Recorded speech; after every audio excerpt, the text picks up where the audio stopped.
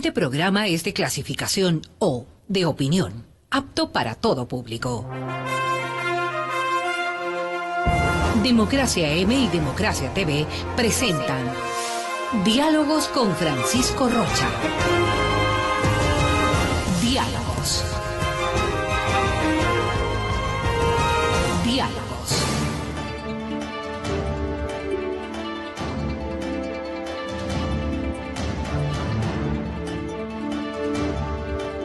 Buenas tardes, amigos, estamos ya encontrándonos para este diálogo un poquito retrasados, pedimos disculpas, los trancones en la ciudad nos generan a veces estas dificultades, pero ya está aquí con nosotros el economista Mauricio Pozo, a quien le hemos pedido venir para conversar sobre la economía, los datos que da el Fondo Monetario Internacional, los datos que da el Banco Central del Ecuador, un poco ver qué en definitiva se puede obtener de toda esta información y como consecuencia de ello qué puede pasar en la economía del Ecuador, qué está pasando, qué puede pasar en la banca. Así es que muchas gracias, economista, buenas tardes.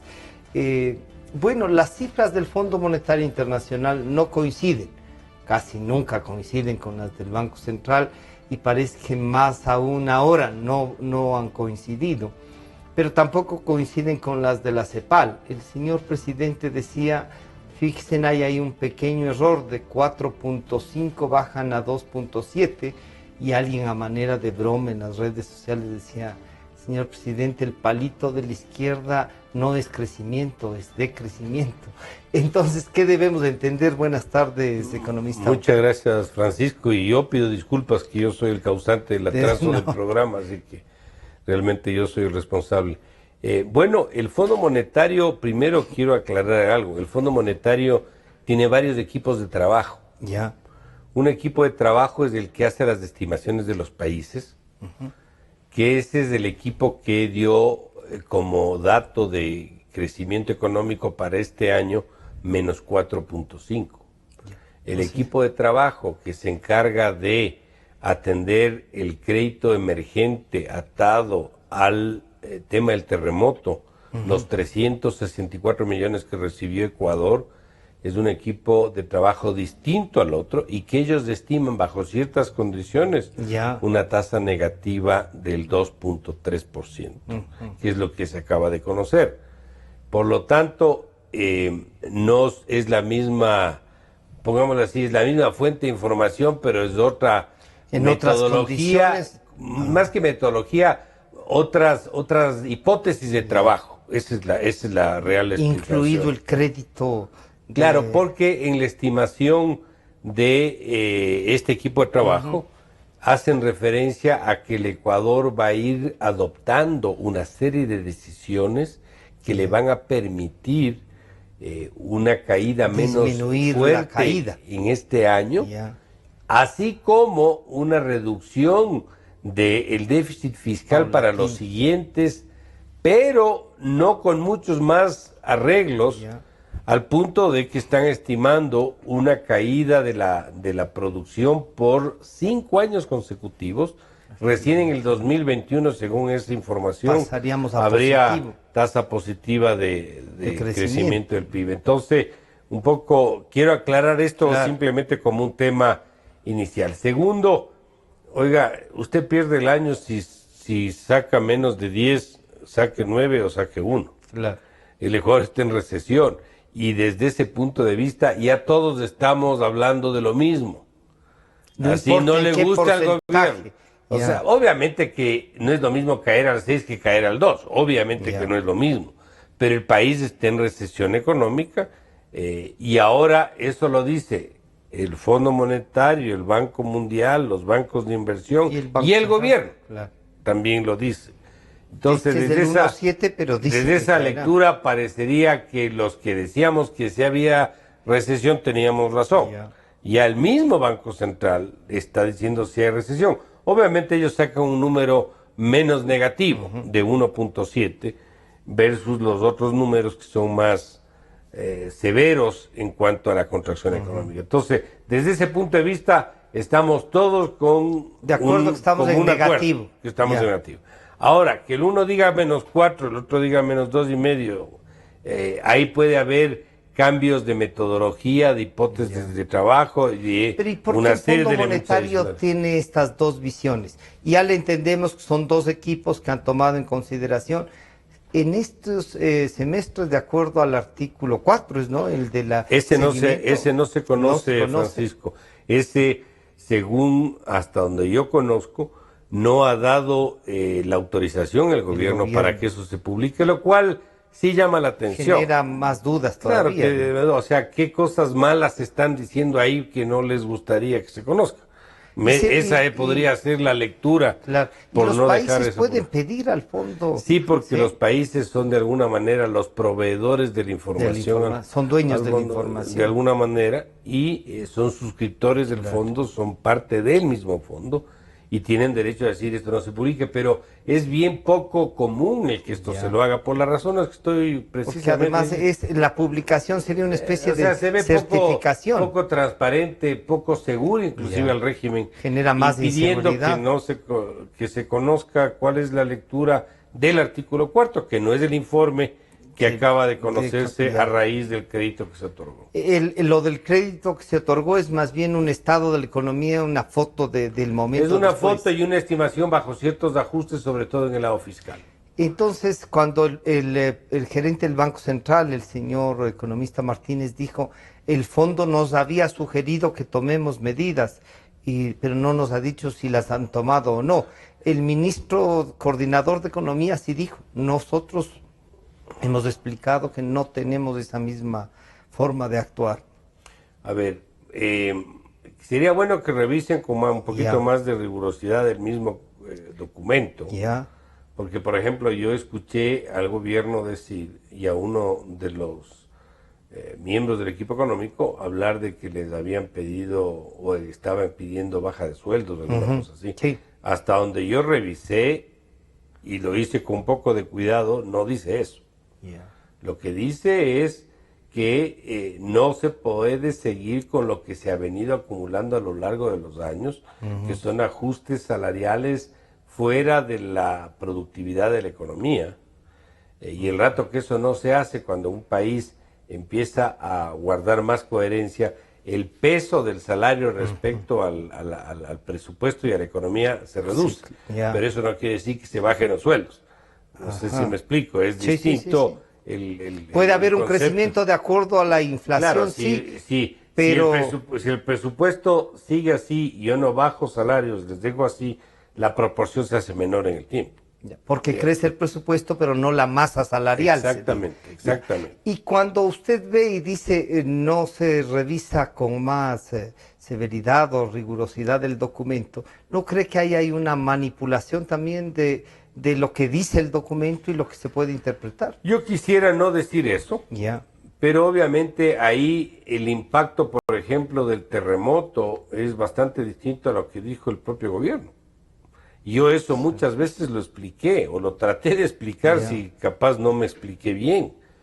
Cuando, recordemos, ocurrió este evento, la visita del jefe de Estado inmediatamente dijo que eso costaría más o menos 3.400 millones de dólares.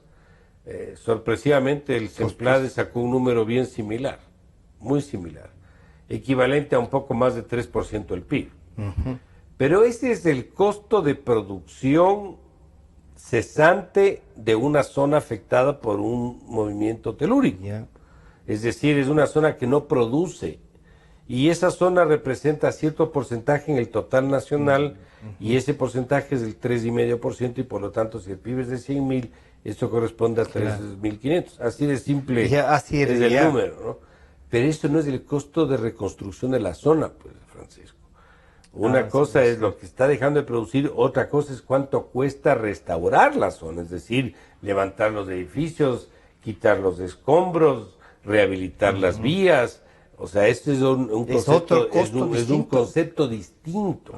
Ese costo es algo que, lejos de empeorar, ayuda a la economía, porque significa gasto, significa gente que trabaja, significa inversión en el lugar, Es decir, eso hay que verle contra el otro. Y esto sí vieron los del Fondo Monetario. Claro, y ellos hablan de que eso significa 0.4 del PIB, que es bastante distinto al 3.5 o más o menos eso que fue lo que se dijo. Eso yo lo expliqué muchas veces, pero ya ahora ha tenido que pasar algún tiempo y que publique esto para que salgan. Yo no tenía el número, pero esto es importante que se entienda bien, porque son dos conceptos distintos. O sea que el terremoto también va a ayudar a repuntar. Pero por supuesto, porque obviamente, hay una inversión, dejando de lado el drama humano de lo que ocurrió. Estamos hablando solamente de la parte económica. De números. Claro, porque para construir usted necesita contratar gente, necesita contratar al que le comprar cemento, al que le vende cemento, necesita el obrero que desprenda las cosas. O sea, la economía se mueve en la zona para precisamente rehabilitar la zona. Así que eso ocurrió, pero tal vez, Francisco, lo de fondo en este documento, a mi criterio, es una estimación de 5 años de recesión. Es lo más duro que dice el documento. Es lo más duro, creo yo, de lo que se proyecta. Hasta donde yo pude visualizar, está con ajustes fiscales, como digo, pero no están considerados otro tipo de reformas que el país requiere, y que eso podría hacer, y esa ya es variar el resultado. Variar el escenario yo para que vean que no necesariamente siempre estoy de acuerdo con esas estimaciones. Yo no soy tan pesimista. Yo creo que sí hay como darle la vuelta a la economía ecuatoriana más rápido. Una recesión de 5 años quiere decir que todos los años cada vez hay más gente que pierde el trabajo. Y para cualquier gobierno, políticamente, tener un periodo de gobierno completo con recesión económica es muy complicado. Es muy difícil mantener, donde las empresas venden cada vez menos, empresas cierran, aumenta el desempleo y la subocupación. Es decir, es un problema político difícil de administrar. Y social, ¿no? Y social, el trabajo, obviamente. Claro, obviamente. Como consecuencia, la política se vuelve insostenible. Se vuelve a ser insostenible la política y la misma, el manejo económico también. Entonces, usted se encuentra en un espacio en donde se puede remontar para que no sean 5 años. Yo veo por algunas razones que voy a explicar. En primer lugar, es importante que se conozca que la economía ecuatoriana es de un tamaño muy pequeño. Representa el 0.13% del PIB mundial. 0.13, no digo el 1 o algo, el 0.13, es decir, es casi el 1 por 1000, como uno podría decir, del PIB mundial. Pero al mismo tiempo es una economía súper abierta. ¿Qué quiere decir abierta? Que para poder afectar el crecimiento económico positivo o negativo, el entorno internacional es muy importante. El comercio exterior, el financiamiento externo, etcétera. Hay formas de calcular eso. Si uno va por esos caminos, puede ir derrotando este negativismo. Entonces, un poco a lo que voy con eso es, siendo tan pequeño y siendo tan abierto, con relativamente pocos recursos que vengan de afuera, hay cómo moverle a esa economía. No es lo mismo activarle a Argentina. La economía argentina es una economía mucho más cerrada. Nuestra apertura está en alrededor del 55% del PIB, 60%. En Argentina está alrededor del 30%. Entonces, no es lo mismo, y además el PIB de Argentina es mucho más grande que Ecuador. Entonces, lo que quiero decir es que con relativamente poca plata del contexto internacional, hay cómo activarle a la economía ecuatoriana utilizando ese nivel de apertura que explico. Entonces, con un programa económico que considere el entorno internacional como la variable fundamental del programa, donde signifique, no me refiero solamente a acuerdos con los multilaterales y el crédito que esté atado, sino signifique eso, más acuerdos con países amigos, garantías para atracción de inversión extranjera, acuerdos de comercio, etcétera. ¿Usted pone también ahí el tema de la deuda, un poco la renegociación? Sin duda alguna. Cuando uno le incorpora todo eso, yo creería que podemos ver números azules antes que el 2021. O sea, yo no tengo la menor duda. No es que hacerle equivocar al fondo, sino que tomar medidas para que eso resultados. Yo en eso soy algo más crítico del fondo, en el sentido de que el fondo es bastante metódico entonces medio que traza la tijera por igual. Ya. Y claro, las diferencias de tamaño Sí, hacen diferencia del rato que uno aplica una política económica. Y digo esto no solamente por un tema técnico, sino por un tema de la evidencia ecuatoriana del pasado. ¿Cómo El se Ecuador ve ha eso? tenido crisis en el pasado también y ha salido bastante rápido. La del 99, el 2000, que ya crecimos. Crecimos al 1, pero crecimos. Claro. Y fue una crisis más Esa sí, violenta, más intensa. Claro. Esta es una crisis menos violenta, menos Pero que se intensa, ha ido pero más alargando, larga. ¿no? Pero Se ha ido más larga. alargando, o sea, claro, ese es el Yo ponía el goteo, ejemplo como dicen, medio ¿no? dramático y decía, ahí fallecimos de una sola, aquí vamos falleciendo poco a poco. Con microinfartos. Medio así la Sí, cosa. Ya, pero un poco a lo que voy es que con un buen programa que genere confianza y le coja y le tome el entorno internacional con la importancia que se lo debe adoptar, yo creo que los 5 años no se van a dar. Yo creo que Se puede remontar antes. remontar en un periodo antes. El 2017 no tengo la menor duda que va a ser un año de Muy contracción difícil. económica. Eso sí estoy Claro. bien claro. Pero yo creo que a partir de 2018, 2019 podemos Se ver, puede. pero con un buen programa. Pero, Sin un programa y bueno. necesita este gobierno hacer en estos meses que le quedan, no importa si viene otro o vienen de los mismos, pero hacer en estos meses algo puntual, o hay que pedirle, vean, no se mueva, deje que las cosas estén ahí. ¿Se puede hacer eso o no? Es medio Difícil, ¿no? Porque tiene complicado que el escenario, pero cumplir. yo voy a decir algo, Francisco. Yo con que no complique más de lo que ya está, Ya, me quedaría medio tranquilo. Más o menos. No porque no crea que deben hacer muchas otras cosas, ya. Ni reversar, sino porque creo que no lo van a No hacer. lo van a hacer. Simplemente no lo van a hacer, porque buena parte de las acciones que se requieren tienen un costo político, tienen un costo electoral incluso. Van a ir pateando. Estamos entrando a un proceso electoral, entonces el gobierno, si está poniendo candidatos sin saber todavía quién mismo va a ser, me imagino que sí le interesa ganar las elecciones. Claro, O están. querrá están solo ahí, hacer sí, presencia, no creo. No. Me Ellos imagino están que buscando quedarse. Sí, Ya, sí, y si están ese es el buscando. caso, van a querer tener una votación significativa, en cuyo caso decisiones económicas necesarias, No pero las van a políticamente tomar. costosas, le veo muy difícil. Entonces, con tal de que no sigan dañando las cosas, yo diría, podríamos realmente esperar a que el siguiente gobierno, asumiendo que no sea de la misma línea, corrija todo el Y desorden. si fuese, establezca un llegase a buen ser de programa. la misma línea, ¿usted cree que estarán dispuestos a corregir, a cambiar en algo? Porque si no, ¿hacia dónde iríamos? Supongamos que seguimos igual. Es que el ¿Cuál seguir- es la perspectiva es que el usted seguir ve? igual es No salimos ni el ver- 21. ver Venezuela. Ah, es Venezuela.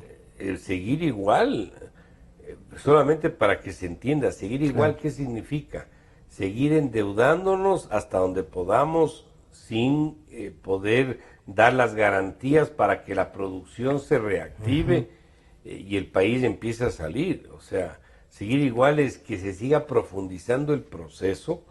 Seguir igual significa con una inversión extranjera absolutamente insuficiente. Seguir igual significa que no podamos bajar el riesgo del Ecuador y cada vez nos cueste más conseguir recursos. Seguir igual significa que no haya la demanda de crédito, así los bancos tengan liquidez, que es lo que estamos viendo Hasta ahora. este momento. Que los bancos Hay tienen liquidez. plata, pero la gente no va a pedir un préstamo, porque no tiene trabajo, perdió el trabajo, no Ya. sabe lo que va a pasar, o no está vendiendo. Es decir, Claro. seguir igual es Venezuela. Es difícil apuntar en qué tiempo, Claro. pero es acelerar hacia allá. Entonces a mí me parece que si este gobierno llegara a ganar las elecciones, cosa que le veo Más, muy cada vez difícil, más muy más difícil, distante. pero si esto llegara a pasar en un supuesto no consentido, como se dice, Ya. yo creería que por responsabilidad tendrían que rectificar tendrían que algunas rectificar, porque seguir en la misma línea sería hasta ahí sí un antipatriotismo con lo que va a pasar después. Economista Pozo, esto ha tenido consecuencias también en la vida diaria. Y claro, ya hay una preocupación en cuanto al tema de los bancos. Por un lado, que la plata que tienen en el Banco Central le ha prestado al Estado ecuatoriano, sin ser prestamista, ¿no? Pero le ha prestado. Una decisión que algún rato alguien les tomará cuentas de lo que han hecho, pero le ha prestado. Entonces, eso es plata de los depositantes. ¿Cuánto más podrán prestarle de esa plata? Y después, como consecuencia de eso, también los bancos comienzan a tener, no sé si es consecuencia, digo, consecuentemente con eso, también los bancos comienzan a tener dificultades de cobro de créditos de consumo e incluso de créditos hipotecarios. ¿Cómo ves esa parte? A ver, aquí hay dos temas, partes, digamos. Sí. Los bancos reciben depósitos del público, una parte de esos depósitos prestan, otra parte de esos depósitos invierten y otra parte de esos depósitos depositan en el Banco Central por ley. Que es el famoso encaje bancario. Yeah. Entonces, una fracción de los depósitos está depositada en el Banco Central, pero los bancos tienen un poco más que eso. Tienen excedentes de encaje realmente. Y dentro de los depositantes en el Central, el más grande es el sistema financiero.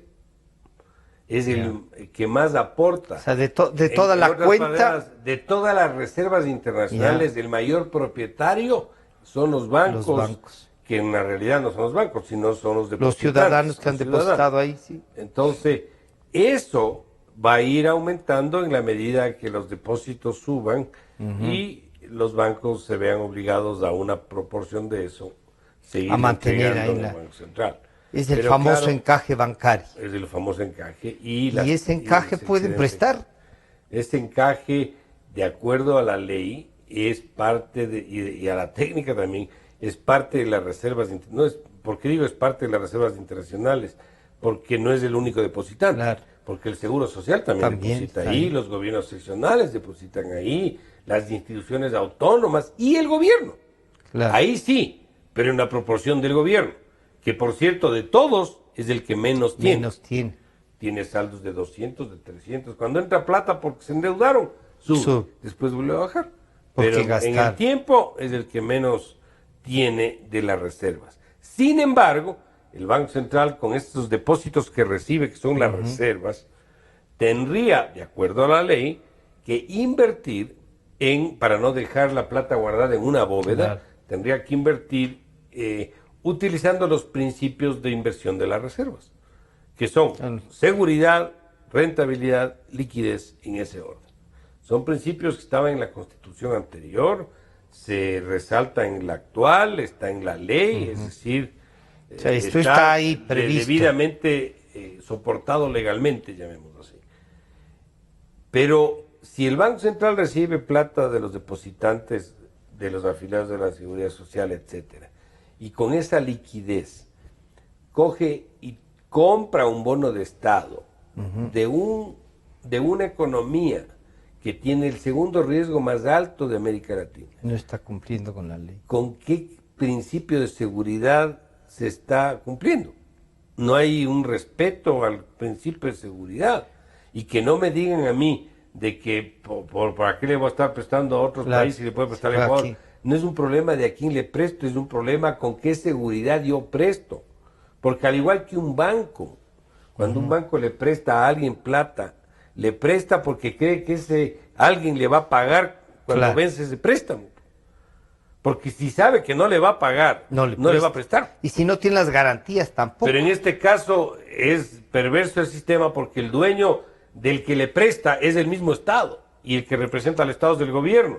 Claro. Entonces el gobierno, pongámoslo en estos términos, le ordena al Banco Central, cómprame papeles y dame la plata y yo te entrego estos papeles. Entonces cuando vencen esos papeles, el Banco Central le tendría que decir al gobierno, toma tus papeles, dame la plata. Entonces, ¿qué le va? Si no tiene plata el gobierno, ¿qué le va a decir? Ok, dame ese papel, te entrego otro papel. Y así. Así en el infinito. Y entonces, esa plata ¿cuánto es lo que le ha prestado hasta la fecha? ¿Cuánto es a la fecha el saldo de esa deuda? 3.600 millones. Es un monto similar al de las propias reservas, lo que le debe el gobierno, el Estado, al Banco Central. Entonces, ¿esto por qué es malo? Primero, por el principio de seguridad que explico. Segundo, porque el Banco Central no es un banco comercial, no es un banco que le puede dar un préstamo a nadie. puede prestar, hacer inversiones. puede hacer inversiones. Ellos le toman esto como una inversión de corto plazo. Claro, sí, sí, sí. Pero estoy explicando por qué ¿Por qué no es? inversión. Claro. Ya, ellos podrían comprar bonos del Bundesbank de Alemania, pueden comprar bonos del Tesoro americano, pueden comprar bonos del Banco de Tokio, es decir, instrumentos de altísima liquidez. ¿Para qué? Para que el rato que necesites la plata, vendes, sacas la plata y pagas lo que tengas que pagar. ¿Ya? Pero eso el Banco Central no está haciendo, está dándole al Estado ecuatoriano que no tiene la liquidez para poder liquidar esos papeles al vencimiento y por lo tanto está incumpliéndose primero el principio legal que explico, no se está cumpliendo con el principio de seguridad y tercero le están convirtiendo al Banco Central en un banco comercial, que no es un banco comercial. El Banco Central tiene que proveer de liquidez a la economía, es el custodio de los medios de pago. Entonces esto es darle un rol que no le corresponde, por cierto, Francisco, ni con dolarización, ni sin dolarización. O sea, esto es independiente del régimen cambiario. La gran diferencia es que antes las reservas era el patrimonio del central y era parte de lo que respaldaba el dinero en circulación. Ahora las reservas es todo de la lo gente, que hay. de la plata que está circulando, de lo cual una parte está depositada en el central. ¿Y esto podría hacer correr riesgos a la banca? ¿Usted siente que no? Y estos 3.600 millones de dólares no están en la deuda pública. Ese es el otro tema. No está registrado. Por eso es que todo lo que no está registrado, que es esta plata, más los TBCs, más los títulos, valores del Banco Central, bueno, más los CETES, certificados de tesorería, más las ventas anticipadas de petróleo. Y más las deudas que tienen a los proveedores. La empresa Schlumberger, etcétera. Todo eso no está registrado. ¿Todo eso cuánto suma? 10.000 millones.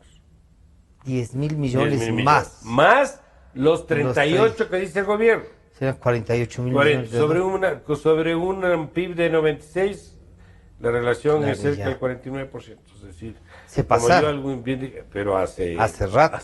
Oiga, ¿y esto responderán políticamente, supongo, no? ¿Alguien les tomará para ser bien franco? No? Sí, no. Ahora que nadie nos escucha, para ser bien franco, no hay razón técnica para decir que el 40% es una medida correcta. Es el tope. No sé de dónde se sacaron, por cierto, ese 40%. Podría ser más, podría ser menos. Lo de fondo no es solo la relación deuda-PIB, que es del 40%, es la estructura de la deuda. Porque yo puedo tener una relación 60 del PIB, pero a 30 años la deuda, al 2% anual. Que cada año y no tengo problemas. En cambio, en este caso tengo el 40, pero tengo que más del 50% de la deuda es a menos de 5 años y sobre el 7%. Sobre el 10%, sobre el 7%. Entonces se me vuelve impagable. Entonces no es solamente la relación, sino es la estructura de la deuda. Por eso es que el siguiente gobierno también tendrá que variar esa estructura, entrar a manejar cómo puede reemplazar la deuda cara por la deuda barata, que por cierto tendrá que hacérselo honrando las obligaciones. Aquí yo no soy partidario de entrar a deslegitimar no. Hay que hacerlo sobre condiciones de mercado, sentado en una mesa donde el acuerdo sea o bilateral o multilateral, pero nada de que el Ecuador unilateralmente decide no pagar y eso sería atentar contra el principio de confianza que se quiere recuperar. Pero ahí volvemos a un tema, ¿no? Este gobierno comenzó diciendo que había una deuda ilegal, ilegítima, y decidió que no pagaba, aunque después la compró más barata, lo que usted quiera.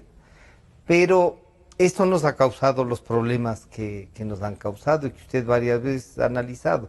¿Qué deberíamos entonces plantearles? ¿Toda esta deuda del 1075, todo la vamos a reconocer como país? ¿O no nos queda más? Hay que también explicar, Francisco, que el Ecuador tiene obligaciones externas de distinta naturaleza. El Ecuador tiene obligaciones con inversionistas que compraron los bonos. Es decir, ahí están el bono que pagamos del 1050, el bono que estamos pagando del 1075, algo de los bonos anteriores que todavía queda un saldo, les debemos a los organismos multilaterales, es decir, al BID, a la CAF. Todavía al queda fondo, ahí un... Queda ahí también, no, al fondo no creo. Le debemos a los gobiernos, todavía hay saldos de deuda con gobiernos, debemos plata a proveedores. Entonces, cada segmento de deuda externa, en este caso, tiene un tratamiento distinto. No es susceptible de buscar aliviarle de distinta manera. Obviamente, lo más probable es que la deuda con multilaterales no se la tope, porque es una deuda en condiciones adecuadas. Claro. Está a plazo largo, con tasas bajas, etcétera. Pero la deuda con los inversionistas que compraron los bonos sí se va a tener que tocar. ¿Y esto qué significa? Significa un programa económico, estoy dando una alternativa, claro. Un programa económico que genere la confianza suficiente para que el riesgo país baje. Con el riesgo bajo yo emito papeles, retiro recursos del exterior a tasas bajas y reemplazo la otra deuda, recompro o lo Les que doy sea. más plazo, menos interés. Sí, o simplemente recompro esa deuda, recompro y reemplazo la deuda cara por deuda barata. Y asimismo habrá que ver cuál es la estructura de deuda por ejemplo, con gobiernos en el caso de la China. Lamentablemente, como esos han sido convenios cerrados y no sabemos qué mismo hay, habrá que primero saber qué hay para ver qué se plantea y cómo se arregla estos gobiernos, este gobierno de la China, por ejemplo, estos créditos, no tienen que ver con es un banco de la China, nos pueden decir, no es de gobierno a gobierno, es de un banco comercial de la China y estas son las condiciones. Bueno, banco comercial estatal, porque la China... Sí, o sea, tiene un sistema medio especial, pero... Sí, o sea, son muy capitalistas en las relaciones comerciales, pero son estatistas porque sigue siendo una economía de propiedad pública, digamos. Exacto. Donde ya hay ricos, pero sigue siendo, pero tiene ahí ese doble filo. Sí. Pero ahí obviamente, sea el gobierno central, sea el Banco de la China, sea el que sea, esa deuda tal como está contratada, es necesario buscar un proceso de, no quisiera llamarle renegociación, reestructuración, reperfilamiento, reemplazo o lo que sea que nos permita hay que abaratar ese costo y esa secuela de lo que pueda significar ese endeudamiento caro. Y frente a esto que usted dice, cada vez que se oye hay que hacer un programa, claro, la gente dice más contracción, medidas más duras y otra vez volvemos a un sistema de reajuste. ¿Se puede hacer un programa que no sea cayéndoles a los menos favorecidos de la fiesta de estos días? A ver, hay algunas realidades que no podemos esconder. El primero es que cuando los países se exceden, cuando los gobiernos generan desequilibrios y acumulan a lo largo de los años, las facturas no son sin costo, siempre tienen costo. El arte de la política económica, si le podemos llamar arte, es saber jugar con esa suerte de desequilibrios para que las decisiones sean las menos costosas posibles. Yo no estoy partidario, ni no soy partidario, de entrar en esta coyuntura con un ajuste, como se dice vulgarmente, a lo bruto. No creo que sea ajuste esa. Sí hay. Hay que ordenar las finanzas públicas, que se entienda bien a ordenar y darle oxígeno al sector privado para que la economía empiece a moverse. Porque si yo aprieto acá todo y aprieto acá todo, le quiebro la economía. No puedo hacer eso. Se mueve. Eso es lo perverso de los errores, que unos cometen los errores y otros les toca pagar la cuenta. En este caso será el gobierno que venga, claro. Claro, le va a tocar pagar esa cuenta. Entonces, tiene que ver cómo maneja precisamente para hacerle, uno, políticamente viable el programa. Dos, que no haya una afectación social o si existe, sea la menor posible. Tres, que el sector privado tenga confianza y le ayude al sector público a salir, porque la economía se compone de los dos sectores, del público y el privado, y los dos colaboran para que la economía salga y se reactive. Entonces, eventualmente yo tendré que ver, ok, yo quito estos impuestos, pero ¿y cómo financio el gasto? tendré que hacer un Claro. ajuste de gasto de alguna magnitud, ¿verdad? Pero parte del gasto es la deuda. Eso tendré que ver cómo refinancio. Cómo refinancio, Parte del cómo gasto de bajo los subsidios. Pero ¿cuáles subsidios son malos y cuáles son buenos? Porque los subsidios no son malos ni buenos per se. Son malos los que no protejan a los que deben proteger. Es decir, hay que buscar los equilibrios. Ya. Y si yo consigo un préstamo afuera, ok, pero eso es por una sola vez, Claro. pongámoslo así. ¿Y cómo hago para que eso se mantenga el tiempo? Necesito algo que me sostenga en el tiempo recursos y que le alimenta la dolarización. ¿Qué le alimenta? Recursos permanentes. ¿Cuáles recursos permanentes? Por ejemplo, inversión extranjera. Por ejemplo, exportaciones crecientes. ¿Y cómo hago para que la exportación sea creciente? Y nos Abaratar dé el costo de producción para en el poder Ecuador. competir ¿Y qué más afuera? tengo que hacer? Buscar acuerdos comerciales para que puedan vender. ¿Qué más tengo que hacer? Bajar algunos impuestos para que puedan tener menos costos. Es decir, generen hay trabajo. que buscar un programa estructurado que permita de una manera cohesionada una señal de confianza y que haya la confianza para poder seguir. Pero de que vamos a tener que apretar en algún lado como ecuatorianos, nos va a tocar hacer porque no lo podemos dejar de hacer. Macri creo que es el ejemplo viviente de lo que está pasando. Tiene una protesta social ya por lo que importante está a haciendo, veces. pero lamentablemente el desorden De Argentina ha sido muy grande, argentino ¿no? terrible y el manejo económico de la pareja Kirchner ha sido desastroso. ¿Será que se parecen mucho esos 10 años de la Argentina a los nuestros? En algunas cosas o Nosotros en tenemos algunas algo a cosas favor hay. que no tienen ellos. Ya, Uno, que como somos pequeños necesitamos menos recursos para poder Ya. salir, lo cual sí ayuda. claro. Me refiero a nuevos recursos internacionales. Es más fácil conseguir que alguien te preste $1,000 que te preste a alguien $100,000. Claro. O sea, Siempre. es más fácil los 1,000 que los 100,000. Dos, el Ecuador está dolarizado. Ya. Y eso le quita una pieza de preocupación para el riesgo del país. Ellos no estaban dolarizados. No vamos, claro. Así tengas dos monedas, así tengas 1 a 1, pero no están dolarizados. Lo cual, para el caso nuestro, es una ventaja. Resultó una gran ventaja, ¿no? Yo creo que ha sido una ventaja bastante más grande que la desventaja de no poder devaluar la moneda, claro. porque no quiero ni pensar Esto lo que habría devaluado, pasado no, con todo Venezuela esto, estaba ya. con la maquinita Claro. de impresión de billetes. Si se toman plata Estaríamos que no es hablando de de ellos, otras claro. cosas en este Sí.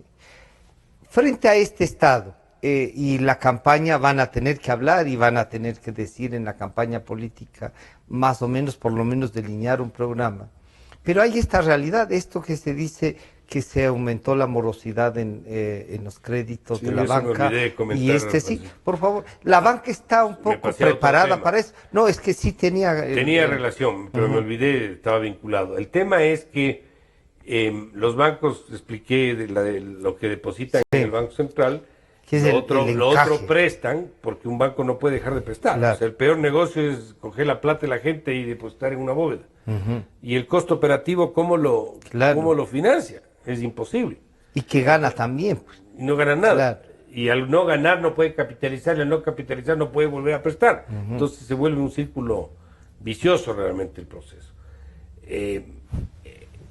Con el problema de la actividad económica, las empresas venden menos, la gente pierde el trabajo, hay segmentos de crédito que se han empezado a afectar. Y uno de los segmentos más afectados, es el más afectado, es el sector de consumo. El crédito al consumo, es decir, el crédito para un vehículo, el crédito para un bien de consumo en general, es el más afectado. Todos han subido en morosidad, pero el que más ha subido es ese. Entonces, obviamente, lo que han hecho los bancos es ser mucho más selectivos, más... A quien presta. A quién prestan, cuándo prestan, en qué condiciones lo hacen, con qué garantías, para precautelar que la sanidad de la cartera no se deteriore más. El porcentaje ha subido, pero sigue siendo manejable. Está en porcentajes alrededor del 5%, que es un porcentaje manejable. Pero claro, si uno le desglosa eso, vemos que el consumo está sobre el 9, está cercano al 10.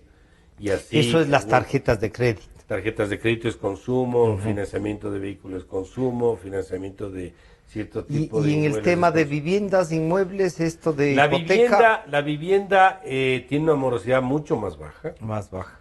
Por Pero sí razones, se ha sentido. por razones varias. en lo que es crédito para vivienda, la gente puede dejar de comer, pero no pierde la casa. Claro. Entonces cuidan mucho el... Ese es quizá el que más se cuida. Sí, eso tiene, y el riesgo comercial corporativo de la gran empresa, que También. se le presta, que tiene el músculo como para poder atender. La seguridad social, ¿usted tiene algún dato de si ha incrementado igual la morosidad en estos temas? Ha aumentado mucho, y la morosidad en la banca pública es del doble de la banca privada. Me refiero a porque la banca pública también participa con el sector. Con lo que era el Banco Fomento, la corporación financiera.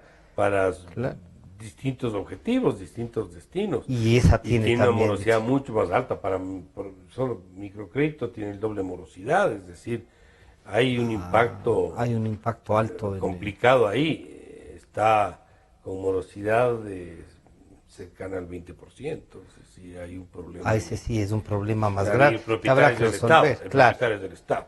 Entonces, si falta plata porque pierden, y si Hay el que capitaliza, el que le toca poner es al Estado. ¿Y de dónde saca plata el Estado? Del presupuesto. Y el presupuesto que es el espejo de los impuestos que pagamos, entre otras cosas. Entonces, esta es un poquito la realidad.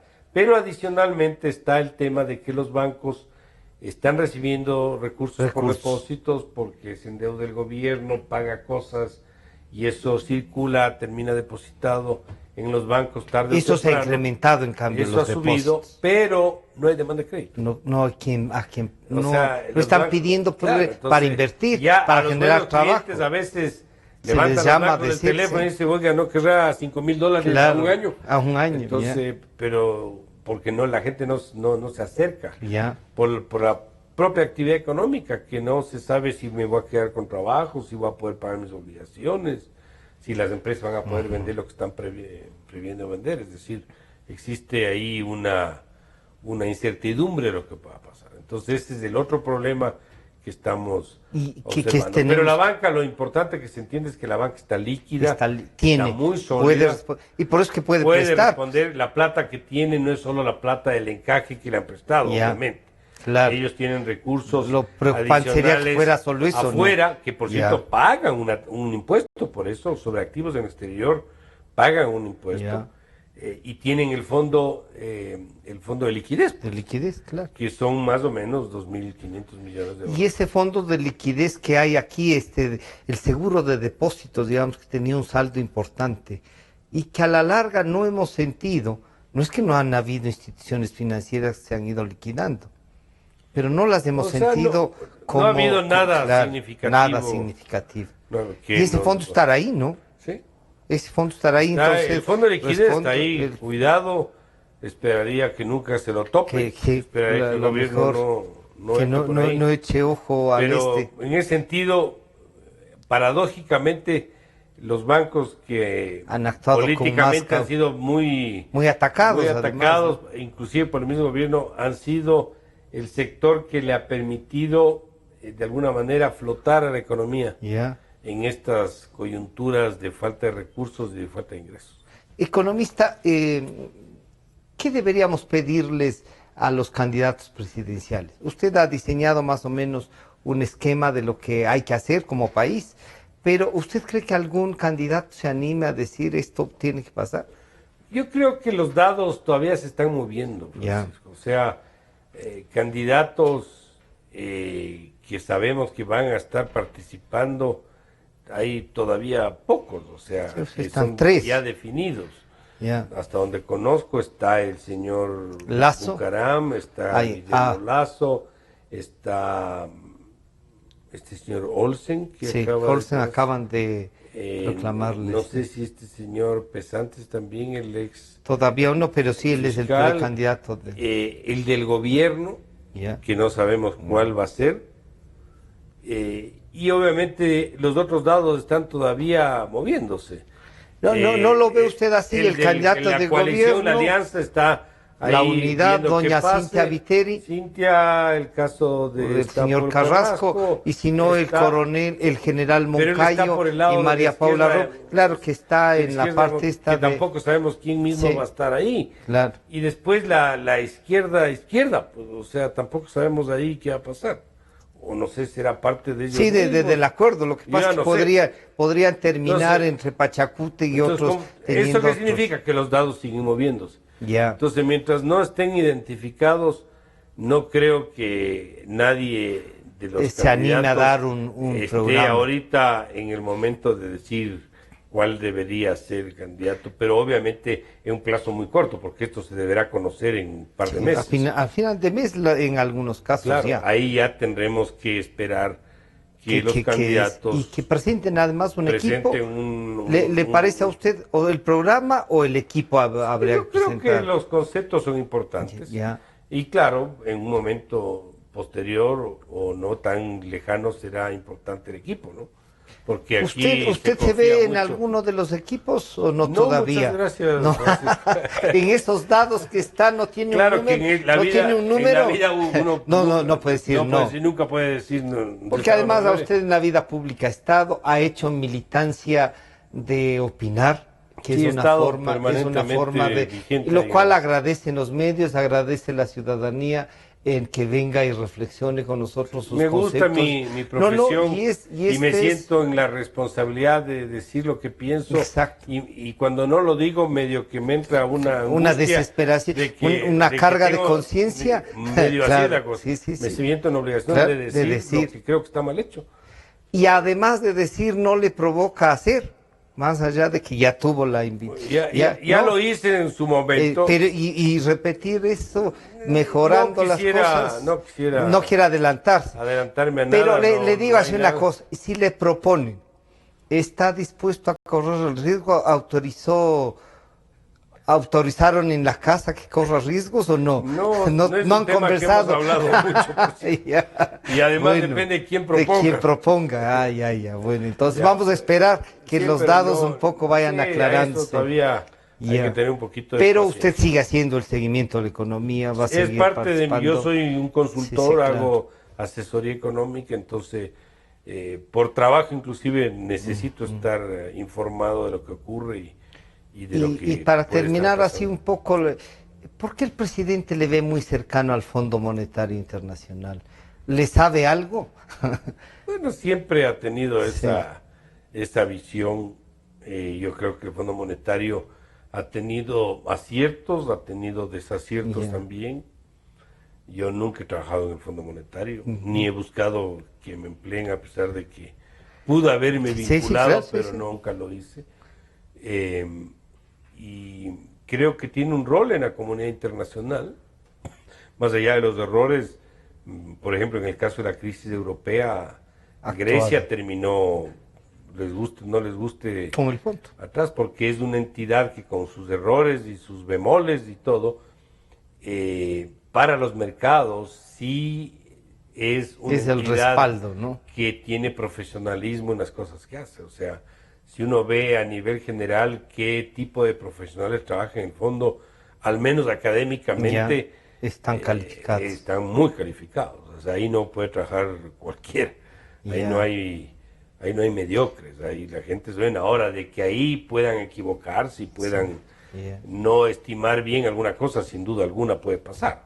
Pero asimismo, como se equivocan ellos, los bancos centrales también se equivocan. sí, Así sí. que esto Y no hace- es un tema no de es- que- no hay que asustarse. Ahora, ¿por qué ¿no? me vinculan con ellos? Probablemente porque yo firmé un acuerdo con ellos. Ya. En esa coyuntura era Del momento. importante y era, yo diría, casi insalvable la situación si no se buscaba acuerdo y un apoyo internacional. Y sobre esa base se trabajó.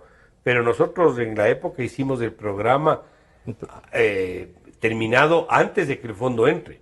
El fondo Ya. lo que hizo fue, entró y dijo... Avalizar un poco el medio programa estoy de que había acuerdo, tenido, sí. aquí tal Hay vez que hacer esto, un esto, ajuste acá. pero sí. ya la ruta estaba establecida.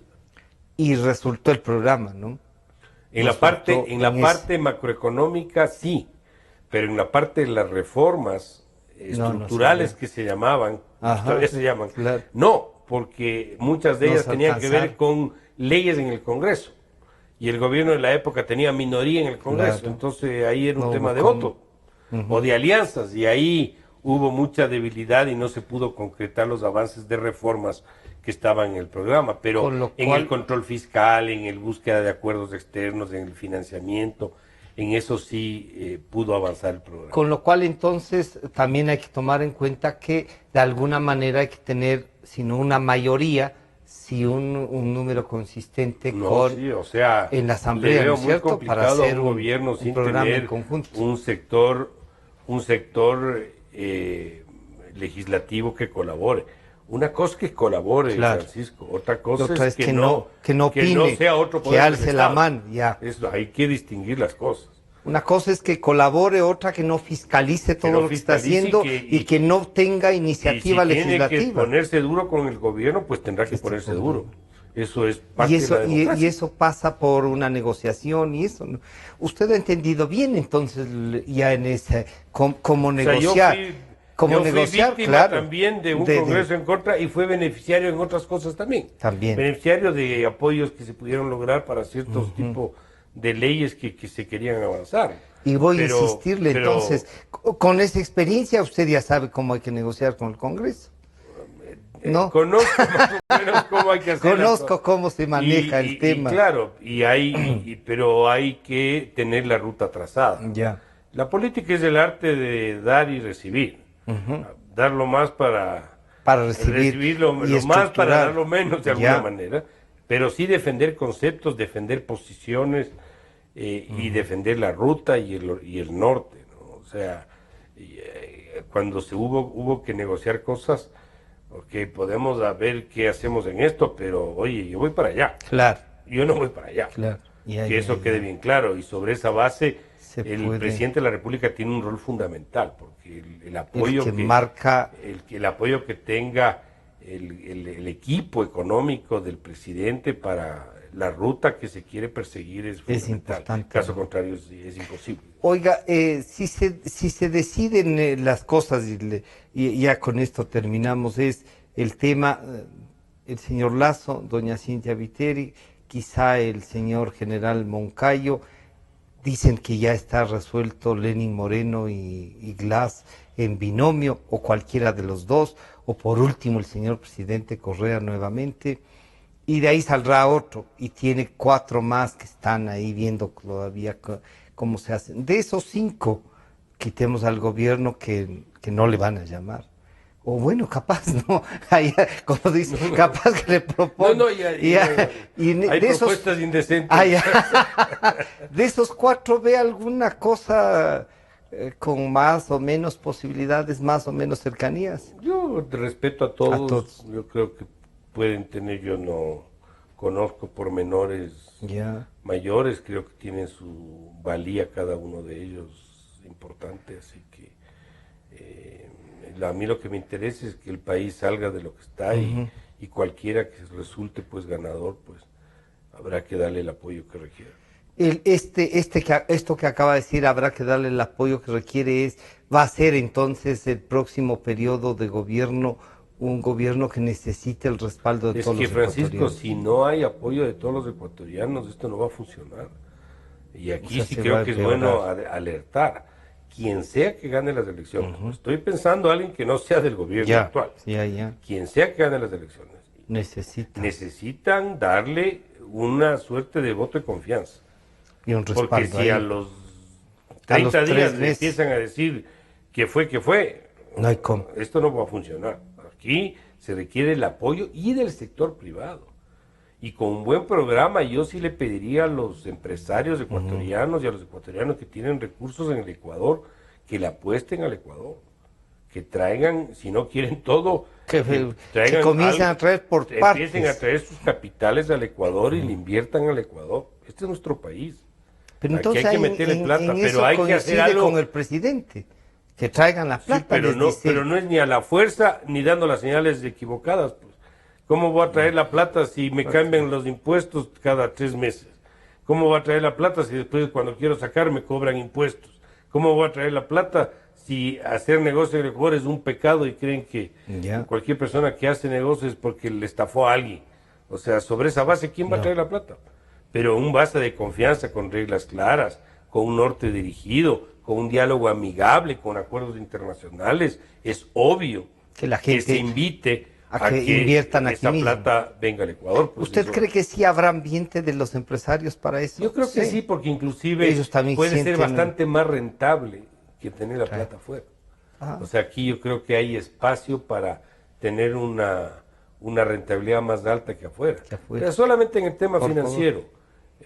Usted, si hace depósitos afuera, este rato le pagan, dependiendo del plazo y el monto y todo eso, pero le pagan ¿qué? ¿El 1%? El 1, ¿El medio por ciento? 3, ¿El 1,5%? el 0, sí. Y en Europa en algunos casos le Aquí cobran. aquí un negocio le cobran que por funcione, tener. que tenga la demanda, usted puede sacar rentabilidades anuales del 10, del 12, 12. del 15. O sea, sí Claro. hay una diferencia. Hay una gran diferencia. Pero ¿quién va a ponerse un negocio si no sabe si ¿Qué mañana quieres? que le suben esto, que le quitan esto, el costo de la energía, que le persiguen por... O sea, Claro. así nadie va a invertir No, en el no, Ecuador. no. Pero yo sí creo que Es con un buen la programa confianza. hay que invitar a que venga estos recursos que son parte de los mismos ecuatorianos.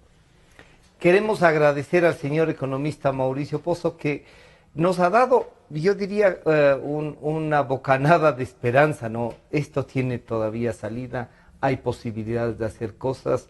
Claro, lo que nos ha dicho también depende también de cómo se estructura el programa, de qué se vaya a hacer, de cómo brindamos confianza. Y claro, la confianza de seguir conversando con usted, que nos ayude en esta militancia que ha tenido de opinar, de hacer el seguimiento de la economía, ¿no? Y que nos cuente cuando ya resuelva si no hay propuestas indecentes. Claro, Francisco. Gracias al economista Mauricio Pozo. A partir de las 3 de la tarde está ya a disposición de ustedes este programa nuevamente. A los radioescuchas, muchas gracias. Nos encontramos el día de mañana.